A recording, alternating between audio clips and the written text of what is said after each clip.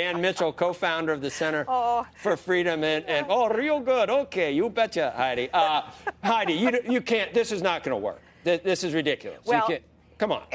This is being written by someone who never administered tax, and I think your viewers who see us quite a bit know that I used to be the tax commissioner in North Dakota responsible for administering taxes like this. I don't know how it works in real life.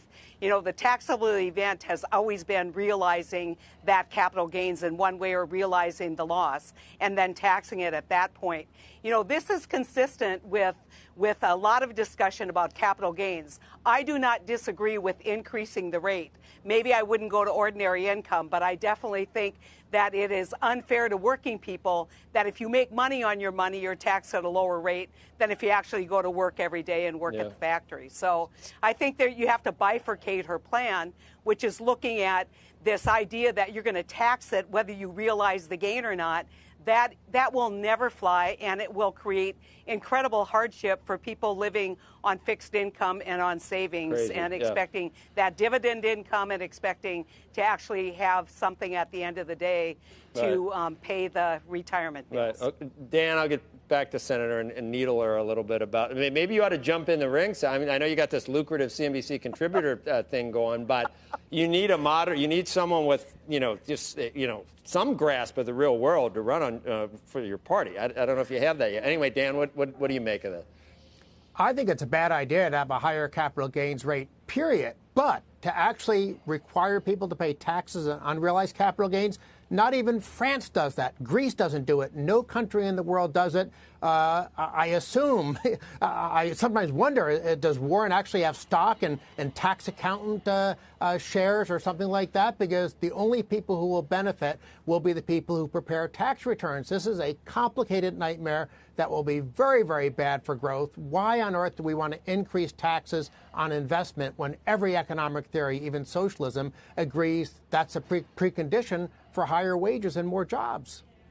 It's in there, Robert, but what is the real... it's funny because people that are supporting Senator Warren who are capitalists, et cetera, they say, oh... You think they are? No, some that are. You know the kind I'm talking about. Yeah. I don't understand it a lot of times, but they always come up with, that would never pass. She doesn't. They always come up with ways of saying... I support it because the stuff she's talking about is never going to happen. There's what I call the pivot pipe dream, which is that she's going to pivot, or that, secondly, the one part of all of her agenda that clearly can't pass without Congress is the tax piece, and that's the answer to these taxes. But if you look at the wealth tax coupled with this, why would anyone save or invest anything? Because by the time you take the wealth tax, which is either 2% or 6%, on top of taxing unrealized capital gains at more than a third, there's nothing left at the end of the year if you invest anything. Right.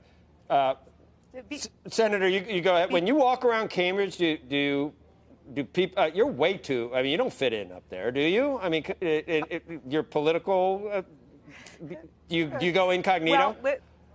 Well, no, I try and recalibrate everyone and kind of introduce the real world. Doing God's work. Which is interesting. But I do want to make a point. Go ahead. Which is that because of stepped-up basis, a lot of capital gains is never taxed. And that's a whole different issue. I know Andrew talks about it. And that's one of those equity issues. The other thing I would say is we have a growing and very dangerous wealth disparity and income disparity in this country. And I know you guys have been talking a lot about wealth taxes and how this isn't going to work. But you need to come up with an alternative for how we're going to make the system more equitable. We need to not just cap the successful people. We need to make sure that the money that we get from these people actually does something useful to try to raise up the bottom. I mean, it's not enough to just narrow the wealth gap by, is it, Dan? Just bring down the top and then just come what may? I don't think you help poor people by punishing rich people. If we want to help poor people, and that's a great idea. I don't care about inequality. I care about poverty. So if we want low-income people to benefit, why aren't we doing things like Sweden and Switzerland and the Netherlands have done? Have some sort of private social security system so they can actually build wealth. Why don't we lower taxes and reduce the burden of government regulation and red tape? I mean, all throughout human history, all throughout our history, all throughout the entire world, there's a very clear relationship. The bigger the burden of government, the worse it is for ordinary people.